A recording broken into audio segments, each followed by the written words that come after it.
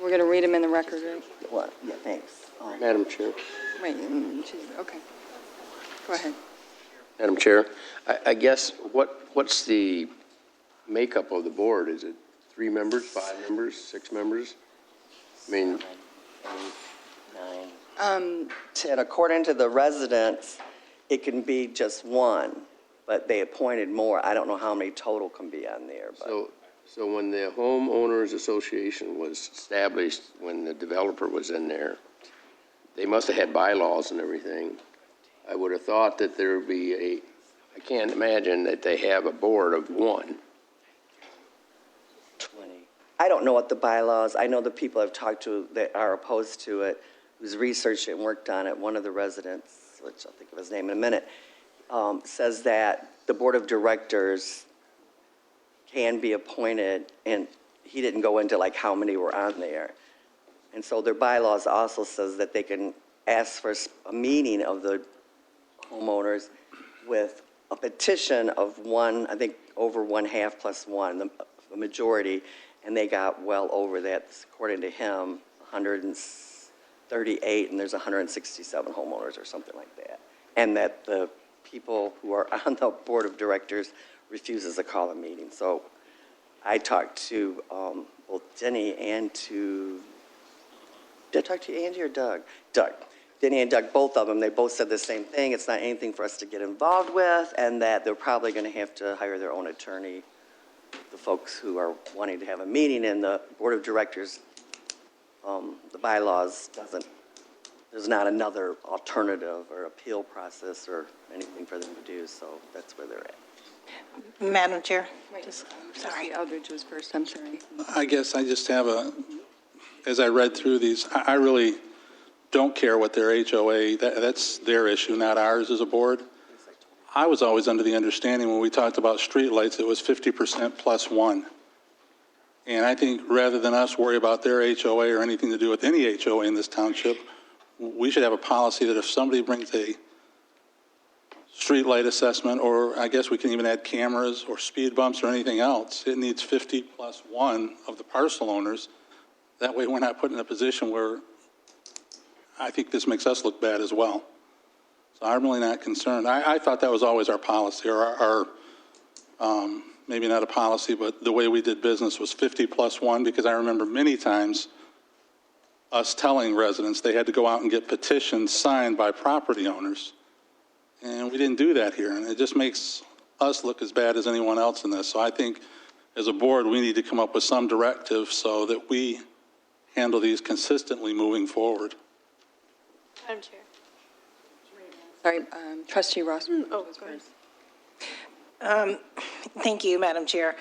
So if I have it clarified, and I understand that, some people are not concerned about the HOA, but actually I think that's where things went wrong, is that 2 members who are board members that were appointed desired the assessment, but it doesn't, did they have a meeting with the rest of the community or however in the community that wanted to come to a meeting if they? According to everybody that went into detail, not just these emails, but a couple who have, Kim Samuelson, and I think his name's Mark, anyways, that I've talked to extensively, is that they did not, like there's 2 things. This one on the tell of, they assessed a special levy of a lot more, like almost $300 to clean out a drain, which according to one of the residents. Well, Karen, let's just stick to this. I know, but she was asking about the meeting, but. Okay, that So they answers. did. They didn't have a meeting. Yeah, that. For the residents. Okay, that answers my Allegedly. question. Thank you. Just for a person who, because they come to me, and so, under the law, the board can create it without a petition, and then it can be done with a petition for lots of things, from sewers to road improvements to curbs and gutters to street lights to cameras. And so I've brought several forward to do that way, like the one that I think, Monica, you were involved in on West Willow, and then the board decided, even though we went through the process for it to be a special assessment, the board decided to pay for that. I brought another one for lights in Galt Village in their park. It's called Nancy Park. And the board decided to pay for those and not do the special assessment. We've brought, I think, other single ones. Those are just ones I can remember. for single, like a light, kind of like the one in West Swallow, through, thinking, well, just one light, and the board going out and doing the petition, and kind of the direction did kind of change with the cameras and the streetlights, because that process, we didn't do petitions on any of those streetlights or any of those cameras. So if that's, it is a legal process to do it that way, but if that's the board's direction, I just need, so when people call me about cameras, streetlights, whatever, I can just say that you need, that you need to do, or sewers or gutters or, sidewalks or whatever, because there's a group of folks that are wanting to do petitions for curbs and gutters in the whole Sugarbrook area that I've been working with and trying to get them a rough estimate, and also with, Trustee Gerald Rosemary. You just kind of. yeah. So, there's another one on LeMay that wants to do sidewalks. Karen, can we hear from Trustee Gerald? Yeah, I was just I know you are, but we got a very short time to Yeah. get through the agenda. So just, my only comment was just that, like, in the past, as this board, we've done it different. Like, we have done not just the 50+1 thing. And I think it did. For streetlights?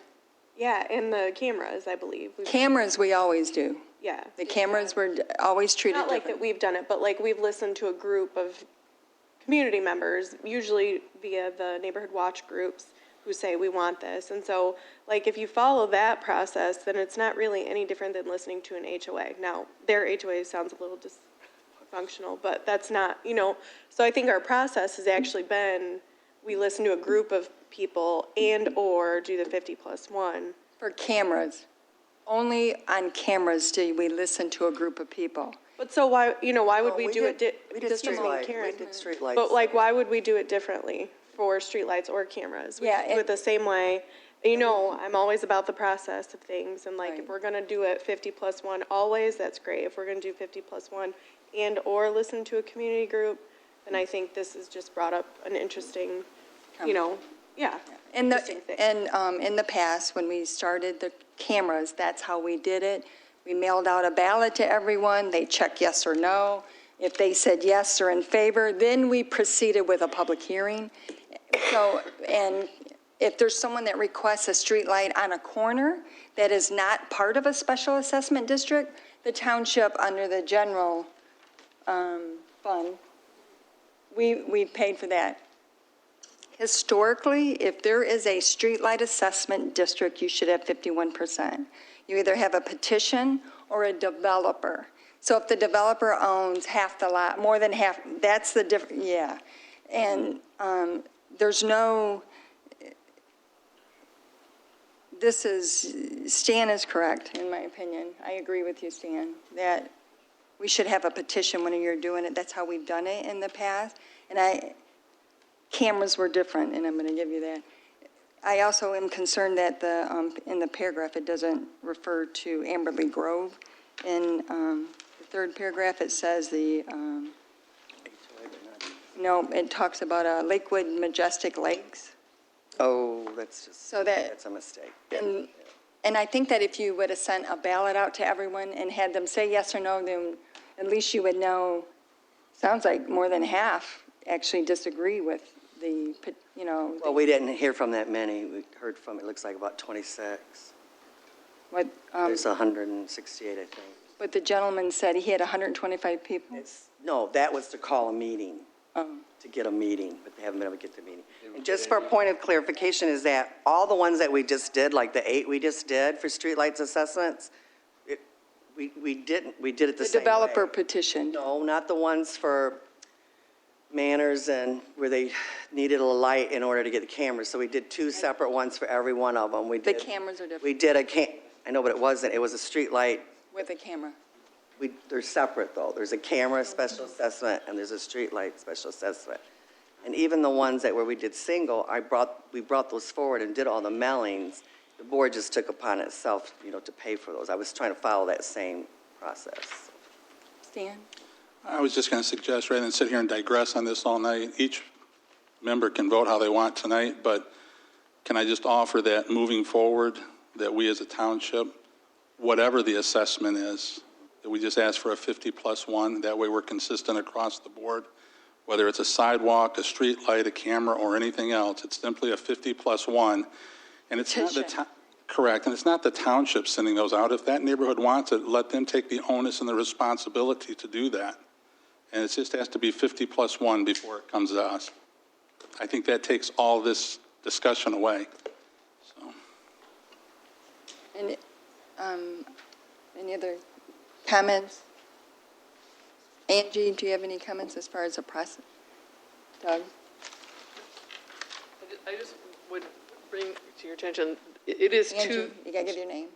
Angela King Township. There are two different statutes for streetlights and for cameras. The security cameras are under the police, fire apparatus, and so forth. So the process is a little bit different. Madam Chair, just a point of clarification. If we're using the 50 plus 1 standard, does that count for homeowners, renters? No. The law said it has to be the parcel owner. owner of the Parcel owner. parcel that's listed through assessing. And it has to be, we've actually verified those signatures against what assessing gives us. Okay, And so- actually, assessing produces the petition, and it might say, Heather Joe Road and Richard Row, and they both, but whoever's on that assessment record as the owner, both have to sign that. Okay. So that is my concern, because I know there's a group right now working in West Willow. They have been working for the past, give or take, 4 months, to try and get speed bumps on Nash. And they have had a very hard problem finding homeowners. And so when you have neighborhoods that have a high amount of rentals, that may be an issue. So I would ask for 2 ways. Either it has to be with the petition from the neighborhood association with, obviously they have to get people to sign it at a meeting, or the 51%, because I think the way of 51% just going on home ownership penalize neighborhoods that have high rentals. Money, the difference is the road commission handles that process, not the township. And secondly, you're not increasing taxes to pay for that.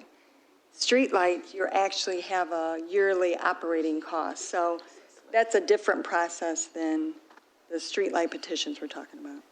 And it's through the road commission, we have no, They were talking about changing that. and they were have requiring been 60 or flexible. 70%. 70%. They're talking about changing that. But there's no taxation on that, so you're not levying, a dollar amount on everyone's taxes. That's a difference between speed humps and, Madam Chair, I understand. I guess my concern is how would a neighborhood that wants to get streetlights put into it that may have a high rental rate contact the actual owner of the property in order for them to sign had the that petition? happen. They'll send letters and. They'll help 'em. And and Mike Radzik works with a lot of people and. Helps them contact And actually has a homeowner sign something with a notary. There's ways to, I've actually contacted, where to help them. one owner owns 5 properties, and called them up myself and said, hey, and they wanted to sign them, and so I hooked the 2 people up who Right. was doing the petition. So there's support there for that when they run into that. But this is a state statute to create a assessment district, which is taxation. You have to have, people, you can vote as a rental, but you can't levy SAD as a person who's not the homeowner. You can't sign your name on the petition. And Trustee. in this case, you have apparently members of an HOA who are not even elected. They were appointed. So those residents have no representation that they voted for that we can see.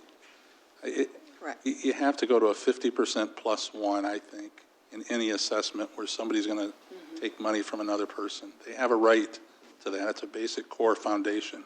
And I think the legal process of notifying everybody, because you are required by law to notify them, not just now, but if it was created, at the end of the year, we have to notify them, 2 times. You have to notify them Before twice. September 30th. For all, so everybody has the opportunity. And just, this is an anomaly, what happened, just to make it clear, there's probably at least, there was 8 there, it was probably at least 10 to 12 times that we have through this other process at the request of the homeowners associations created SADs, because the board does have the right. I mean, there was, Well, yeah, the board can, you have to follow that same process and notify everybody, but we can create a SAD without a petition legally. But if that's the board's direction to not do that, then but that would be a board-initiated SAD, and we're not initiating it, right? There's a board initiated? well, I think for the street lights and for the cameras that we have done without, we kind of were initiating it. I know we were for the cameras, Because yes. the HOAs ask us to for The those. cameras, I know, yeah. We did street lights too, several times. Ms. Kaiser, did you? Arloa Kaiser, 1421 Melvin Street. If you need the names and addresses of the people who own these properties, the rental properties, you can get a whole list of the township, Oh, yeah. and it'll cost you $20. And their names and addresses of the people that own it. My question is that if, for example, sidewalks, that's my pet peeve. So I would have to have 50% plus one to get sidewalks, or have no sidewalks and the no shoveling and all this kind of stuff. Is that true? So, That's different. well. Like, for still- instance, there's Or This is is it for- considered neighborhood by neighborhood, street by street. street by street? This topic is for a special assessment district for an improvement. And the improvement will, and it's not like a sidewalk where we're going to petition, or it's not like snow shoveling. This is an actual tax that goes on your, tax bill. Property taxes. Yeah, and there's a process, to do that. And- But it is a specific given area. Yes, it's like. It in this- cannot be the whole township in this thing. That you cannot Correct. make a special assessment type thing for the whole township? We could do it, but But we have then- never done it, but we Well, could. I know, but if you're saying 50% plus one, That's for, can- Stan was referring to the special assessment districts, very specific, correct? okay. Okay, good point, though. Any other questions or comments? We do have it. Yeah, just one last comment. Madam Chair, thank you for clarifying about the special assessment. If we're going to vote on anything tonight, then I would ask that if it is a situation where the petitioners cannot locate the property owners, that language be put inside of any motion that would assist with township assistance to help those petitioners locate property owners. Yeah, I think specifically what's in front of us is a resolution, and I would make a motion, or somebody should make a motion, because not here. based on everything, not tonight, no, not now. Not in the work but session. after the public hearing, which is normally when we vote to approve or deny based on, the petitions or based on the people who came out, that we would, make a motion to deny the creation of that SAD. It's clearly not wanted by the residents. Then have, a clear direction that in the future have 51% for SADs. And I'll check to see if we adopted a different SAD for the cameras, because that was under, like she said, a different state statute. It was public safety or something. So we can just, if we did, we can repeal that and just do all 51%. Other than the single ones, Karen, like in West Willow, on Tuttle Hill and Merritt, Munger Road, we have but that goes on the township's general fund assessment. We pay for that. When I so what I'm hearing you say, because what I normally do is say that you can do the petition process, or we could bring it forward if your neighborhood watch, your HOA wants it, even for one light. That's the process I follow, because I don't say, oh yeah, the board might pay for it, because that's the board, So I follow that process. So if they want the light ban enough, then they'll be still willing to pay for it, even if the board doesn't pay for it. That's what I follow. But what I hear folks saying is, my advice when someone calls now will be to say, you have to get a petition and take them through that process, and I can get those signatures or petitions from assessing for them for a whatever, whether it's a camera, a street light, sidewalks, drain. road improvements, whatever, that we're just going to follow the 50% plus one. Unless it's a single light in the road right-of-way to light up an intersection that's not in a subdivision. It's on a main road, you know how we've done If they're them. on primary roads, then just bring that. Because that's not, yeah, that's how we, Because I have followed it the other way. If there was like, that's the one I did in West Willow, was if there was a street-like assessment district for that specific intersection, like we already had lights there, then I would just use that same SAD district and create a new district in the same area. oh, you added that cost? No, that's what we would do, but then when I would always bring them to the board, and the board would just pay for them. Right. And so we didn't create them after we went through the process. Okay, And, yeah. okay. So, we will declare the public hearing. Clerk Rowe will read the objections into the record, and, well, we'll hear public comment first, and then read the objections and read the resolution and just correct that one area. I wasn't going to read it, I was just going to make a motion that we deny resolution number 2019-32 and not create a special assessment district, if that's all right.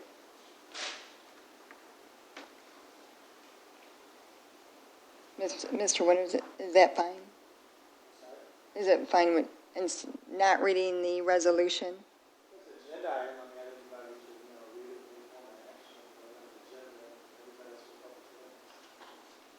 I know, but since everybody's opposed, like if we were.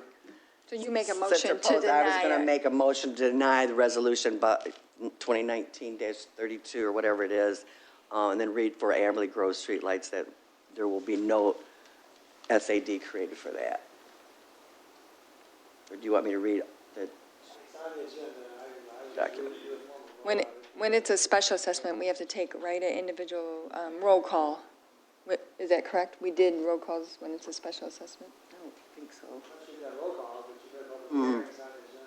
Right. So it's your preference to read it and make a motion to deny if that's the desire of the board, based on the comments, right?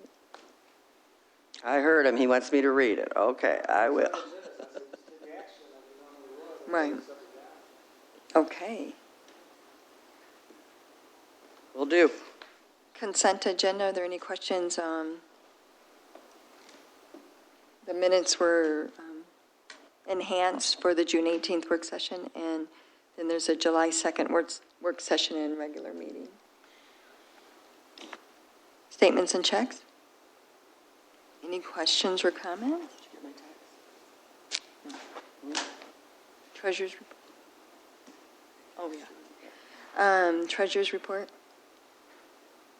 Any questions? General legal update? On old business, we have the second reading of Resolution 2019-488, which is the Fire Prevention Code of the 2018 edition. First reading was held on June 18th. Are there any questions? I know the chief is here, and so is one of the firefighters. Firefighter Anstead. Are there any questions? Chief?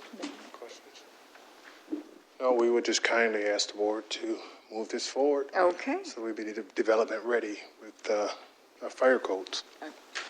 Excellent idea.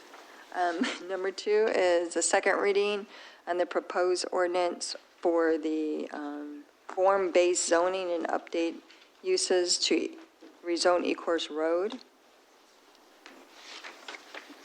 Did I skip something? No, I just wanted to point out for the board, if they didn't recognize it, that the change that the board recommended from last time is actually on page 1 of the resolution, and you have a version that's in red that has the change, and the same thing, it's in red on page 15 of the actual form-based code ordinance, where they struck out, or where it's recommended as the board requested to strike out use group 6, automotive uses, automobile car wash subject to conditions in section 1833, and they struck that out along with gas service stations subject to conditions in section 1829. So that section no longer exists.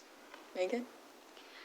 We'd be happy to answer any questions that you had, and we hope that the changes meet with your approval and that you would consider approval tonight. For the person doing the minutes? Megan Masson-Minnock, Carlo Wortman Associates. Thank you. Apologies. No problem.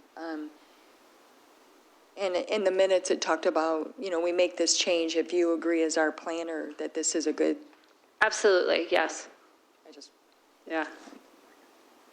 Madam Chair, just one comment about we talked about this last time and about the walkability. And I actually, over the last week, had the opportunity to speak with someone who was very active in our master plan 2020 vision.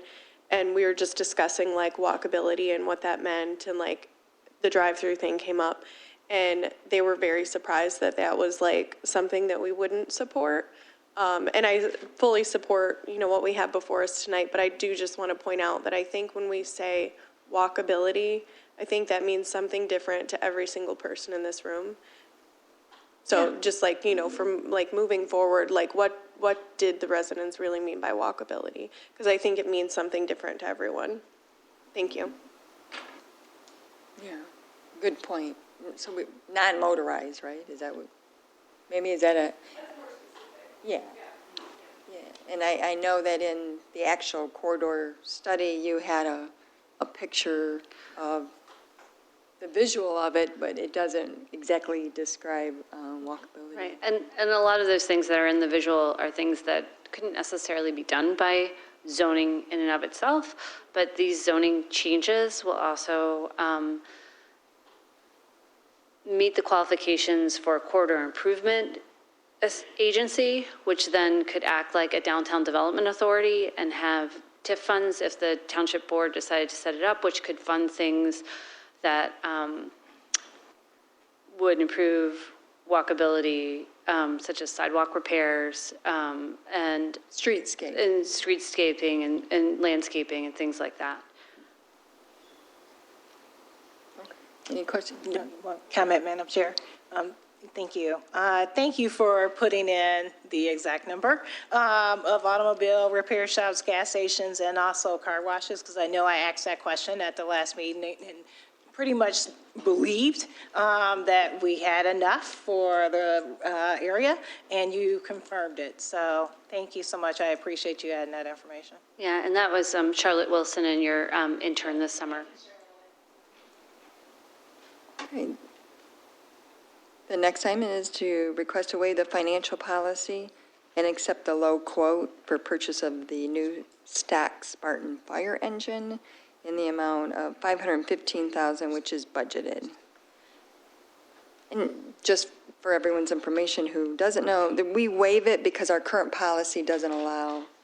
It says that if you don't get formal bids and you get 3 quotes, we have to waive the financial policy, and we're trying to update that to make it. I just want to clarify at least 2 issues on the agenda. Well, is it the one I just read was number 3? The one that Supervisor Stumble just read is on number 3 under old business, and we kept that on there, so you can either just leave that on the table or take that off and vote that down unless you just want to buy 1 truck, because all the new information that we have from the fire chief is to purchase 2, so we decided to add it as a new item under new business, just to make it clear that instead of doing 1 under the old business and then adding a new one under the new business, so there's just 1 agenda item where we could make the motion to purchase the 2 fire trucks, just for clarification. So, don't remove it from table? That's like, we could just leave it on the table and just move on with no action, and Okay. then the new business is, first item under new business is to purchase both, because that's how the memos and stuff came from the chief on the second round, after the board referred it back for the attorney and everybody to review. Discussion? Madam Chair, can you repeat what you said about the financial policy? You were saying something, but I didn't catch it there. Financial policy allows for 3 bids instead of 3 quotes. So a lot of our capital improvements and purchases are quotes from different companies and Mitten, but the way our current policy is written, we have to waive the financial policy in order to accept the low quote. So we hope to change that. It's also needs to be waived for another reason, because the department didn't, you have to come and get, you know how we come and you get authorization to go to bid? That never happened, so it was, yes. I'm not sure. Trustee Eldridge? Well, I guess the obvious question, once you said that, was why, but I'll leave that for later. I just had a couple of questions for the chief or for Fred, or for the attorney, because he dealt with this company previously. First, I'm a little bit disappointed. The only discount we got was 1%. I had to check with my mathematicians at the table, but for buying the second $500,000 fire truck, we got a 1% discount. It's almost a slap in the face, at least my opinion, but my concerns are twofold for both you gentlemen and for the attorney. If I recall correctly, several years ago, we dealt with the same company and bought a previous fire truck, but we had numerous issues on that one related to the completion time and some other items. So rather than read through several 100 pages that the attorney sent earlier, how can we be assured we're not going to have the same type issues with this vendor a second time? And as a part of that, if a deadline's not met on the completion of these fire trucks, because I think that was one of the issues previously, and for whatever reasons, I don't recall them, I just know we had issues. If the deadline for delivery is not met on these, is there a caveat in that contract that we receive a rebate for each day, each week, or each month, that we don't have that fire truck on our property and in service? Fred Anstead, captain with the fire department. In 2009, the two trucks that we were trying to replace with the purchase of two new ones, there was actually a couple problems. The former chief Morabito did not get the contract turned in time, and that moved us to 2009. It was supposed to be done in 2008. In 2009, the EPA changed the standard for the motors for the exhaust. We went with a motor, the Caterpillar engine, and when they went to put it in their in the chassis that we had spec'd out, it did not fit. So Spartan went ahead and upgraded to a larger chassis, more expensive. Unfortunately, at that time, Chief Morabito and our sales rep, Mike Zanin, made a deal that it was going to delay the delivery of the truck, and they did not get it in writing. And that caused the issues there. We have since bought another truck, the one that we have up at headquarters that we call Rosie, engine 14.1. We have purchased from him and had no issues. Oh, you're saying, I mean. Well, yeah, I mean, I appreciate that detail, and I think you mentioned that to me before. It's just, didn't remember it. I just want to make sure the attorney is comfortable as well, because I know he eventually won't be the seven of us dealing with any headaches. It's going to be him, and I want to make sure he's comfortable. Yeah, I think, Stan, the difference in this case is that you're referring to what liquidated damages, if any, would be in this contract. And these contracts are actually for stock unit purchases that are already have been manufactured, except for the add-ons that the fire department has requested. I believe the other fire engines in question actually were being almost built kind of as a specialty truck for this fire department. And because we were spending that amount of money on a product that had yet to be built, we would include the liquidated damages provision. Here, these trucks could be delivered, I think, almost immediately, but for the add-ons that the fire department believes is prudent for their use. Right. So, Fred, if I'm saying it wrong, or Chief, you need to jump in, but that's the difference I was seeing in this contract versus the ones that we dealt with before. There was some conflict with Mr. Zanin before, because there was an issue about not releasing the title and other documents needed in order to get title until a one remaining payment. Unbeknownst to what you said last time was that there was some kind of information that only Chief Morabito and he was aware of, but we did enforce the liquidated damages provision, so if he wasn't happy with that, that might explain some things. But in this case, I think, again, these are stock unit purchases with the add-ons. There's a timeline involved, and I believe someone from the fire department is going to go to South Dakota or go somewhere to make sure that the add-ons are in fact up to specification, but beyond that, it should not run into this kind of a delay. I'm not expecting that it would. Just to double back on your question, Shannon, I deliberately stayed out of that phrase because that was prior to me coming here, the purchase of those two Crimsons. But what I can say going forward in this is that we've since dealt with him, and for some other obvious reasons, mostly vehicle maintenance, we kind of stayed with the same vendor, keep the same brand, utilize the same brand. For the township, I think it will be more cost-effective for us. However, when we purchased the Rosie truck, that was a custom truck. As you were alluding to, those 2008 trucks were a custom truck. Rosie was a custom truck, and we modeled the purchase agreement off of the Rosie truck, and the documentation we sent to the attorney was modeled after that process because it went so much smoother, and we didn't have those bumps in the road, you might say, with the 2008 purchase of fire trucks. Madam Chair, can I just follow up? Trustee Eldridge? Thank you. So, and I hear that, Chief, and I appreciate that. My question is, although these are stock trucks, they are still going to be adding equipment to them, correct? Correct. Some of that equipment will come from third-party vendors. Yes. Okay. So if that equipment doesn't come from those third-party vendors in an appropriate time frame and can be put onto the trucks, and that delays us past the 90 to 120-day time frame, we're in the same position as if we had a custom truck. We still don't have what we're looking for in the right time frame. That additional equipment has already been ordered. We leave on Monday, July 29th to do a final inspection on the truck to see that they're built, and that equipment will be waiting for the trucks when they come back to Michigan. Again, I understand it, and it may all go fine. I'm just trying to look to protect our backside, as Mike Radzik will tell you. I'm always asking for those things. Let's assume for the moment everything goes wrong. Do we have protection on our end?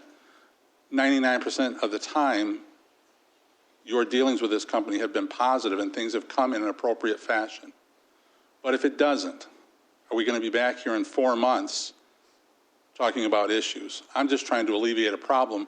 And if they're comfortable, they're going to have it done, and they're going to have the add-ons put on the truck in the appropriate time frame, what would be their objection to putting in that caveat, if it's not done, that there's some kind of rebate back to us? Just trying to protect us as a community and as a township. I'm not sure if that's possible since they are add-ons and they're not directly being put on by Spartan Motors. I don't know if that's a possibility. Mr. Winter? I think the last time in 2008, the township actually cut a check for nearly $800,000 up front, and they had our money. This time around, the check's not going to be paid until we receive the trucks. So the question is, they've given a estimate of, I don't know if it's 90 to 120, 60 to 90. Seems like different documents seem to be kind of a little bit different, but I think it's 90 to 120 now. And as long as we're holding the payment, obviously you would like to have it sooner rather than later, even on day 60 as opposed to day 90 or day 120. So I think as long as we're not having to be out the dollars up front, that whenever they get here, they get here. And in fact, I think that, again, these stock unit purchases, they've been held in reserve, from what I can understand, by the sales rep, based upon, I think, I want to say good faith belief that they're going to be purchased. Otherwise, they might not have even be available tonight, the way I understand how the stock purchases That is correct. Go. So by holding on to the funds, I feel comfortable that we're protected, because until we get the fire trucks and they've signed off on them, we're not going to remit any funds like we did in 2008. Well, hearing that now, I feel much better, because as we sat here at our last meeting, this company wanted an answer and a PO immediately. So now that I know that we're going to hold funds in abeyance until we get our property and that it's done correctly, I'm a lot more comfortable. So thank you, Doug, for telling us that. Madam Chair. Trustee Rowe? Just a question, this might be for Attorney Winters, but I noted that in the contract it says that state or federal taxes weren't included. But then, so is the price in your letter the final price, or is that without taxes? It's $1,025,000, the way that has been presented to me, and the way I reviewed it anyways. There was a $5,000 credit from the $1,030,000 that I think the board had requested Fred to go back and try and seek. So Sure. it's $1,025,000 is what I think is probably going to be budgeted for both fire trucks.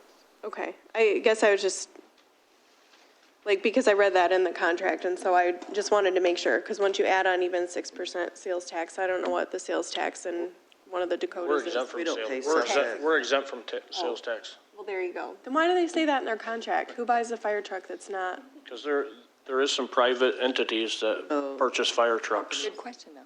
Good to know. Good question. Thank you. Madam Chair? Yes. Yeah, thank you. Yeah, thank you for negotiating, which was negotiated on a discount. Like Trustee Eldridge, I'm a bit disappointed that they could only offer you $25,000 per truck, $2,500 per truck. My question is, once these trucks are in the possession of the township, what happens to the rest of the fleet that's not being actively used? So what happens to the reserve units? Do these get added onto as reserve units? Because if I'm reading it correctly, I think we may have reserve units, so I guess that's the first question. Yeah, there was, on the PowerPoint presentation I had, it had a listing of our fleet, and I had asked her to spy a couple of the trucks that we plan to retire. And I think it was the 1990 FMC and the 1999 American LaFrance. It would be the latter. Is there a possibility, and I'm just asking because obviously the vendor only allowed for the discount that they allowed. So is there a possibility that either one of the trucks that are the older part of the fleet, could they be sold and maybe some money comes back into the firefighters fund as a result? That is our plan. I believe when I came in 2009, when you had purchased those Caterpillar engine Crimsons, and you had 2 reserve trucks out here in the back on the fenced yard, and we ended up selling those back to a community I was familiar with. So yes, that's what our plan is, to sell those. Okay, all right, well, thank you, because that would help offset some of the costs for the taxpayers, so I definitely appreciate that. Okay, so what we're, on item 3, then we're going to leave that on table. Motion to leave that on table. And then we'll handle both items under number 1, new business. Everyone agree with that's a good, okay. The next item is request of approval for the non-union job description for the operations manager. I just wanted to clarify one item on the fire contracts, is that I believe the sales rep has taken out that provision in the contract that the township cannot waive its governmental immunity defense. And so there was one revision to that contract that I just want to make sure the board's aware of again, that subject to that one revision, the contract's in proper form. You got that updated copy, that is correct. I don't know if I have it even right at the moment, but I think he did take it out. Yeah, I forwarded it. He sent me a revised copy, and then I forwarded it on to you. Okay, all right. Should we motion that with that removed then? Yes. Make the motion. with Condition that of approval? of taking the immunity out. Well, no, Or putting it in, that Putting it in, the township is sorry. not waiving governmental immunity. We can't do that, and we're not going to do it, so. Yeah, that paragraph was removed from the new contract. I don't think we have that, do we? That's paragraph 8. Correct. And then when you see it, they were just all renumbered, so you'll still see a paragraph 8, but it won't be the same one. Bless you. All right, thank you. Are there any questions on number 2? which is the updated job description for the operations manager. Madam Chair? Yes. I apologize, Karen, for not sending you my train of thoughts on these earlier. I just had two little tiny things, because I'm sure that, I know that this is a new job description, but I imagine that in the future, like 10 years, 20 years, whenever Michael Sarin says, you know, he's moving along to something else, I want to just make sure it's right and in proper form. But, so one of the things that I would like to see changed, if it's okay with you, is, let's see, I think it's under the required, it says graduation from high school required, and if we could just add or equivalent, because, Yes. you know, not everyone has graduated high school like A myself. GED, okay. yeah, Yes. Sure. And then the other thing was just with a good driving record, maybe it could just say something like an uninfringed driving license or something, because what does that mean? You know, I have a good driver's license, but do I, you know? So just to have like a more like specific of what that means to us. Do we want it without any traffic violations, or is one traffic violation okay? I don't know what other job descriptions that we have where people drive say, but I don't know if a good driving record is objective enough. Right.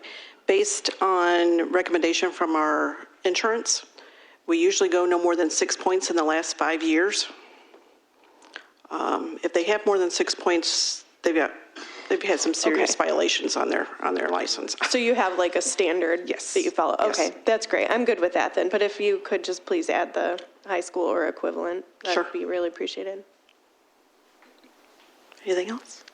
Any other questions or comments? Then, Stan?